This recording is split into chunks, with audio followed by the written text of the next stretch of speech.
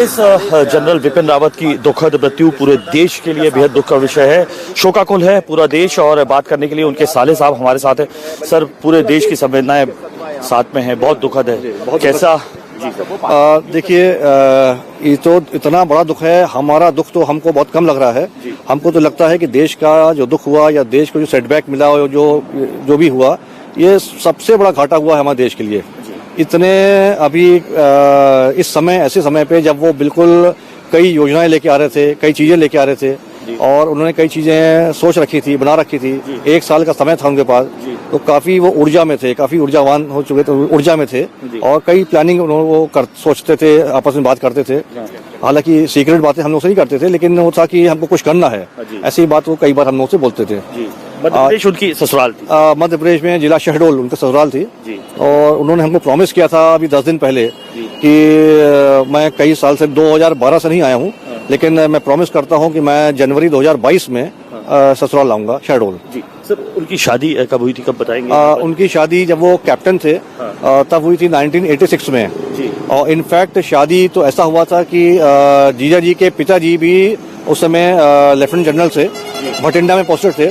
उन्होंने हमारे पिताजी को चिट्ठी लिखी कि मेरा एक बेटा है जो कैप्टन है और आप चाहें तो अपनी बेटी की शादी मेरे बेटे से कर सकते हैं। तो जब इतनी बड़ी बात आई, मुलाकात हुई, तो ये मालूम पड़ा कि अभी तो बहुत अच्छा रिश्ता है ये। तो हमारे पिता और हमारे माँ और हमारे बहन ने इसको स्वीकार कर लिया। तमाम जो विदेशी देश थे थर थर कांपते थे उनसे, लेकिन आपने उनसे बात की, कैसे नजर आते थे? व्यक्तित्व उनका इतना विशाल था, चाहे पाकिस्तान हो चाहे दूसरे देश की जो फौजें हों, घबराती थी उनके नाम से, जिस तरीके से बात करते, लेकिन आपको उनका व्यक्तित्व कैसा दिखाई देता था? साहब, वो इतने सॉफ्ट स्वभाव के थे और वो इतना हम लोगों को प्रेम करते थे, प्यार करते थे और हमसे ज्यादा।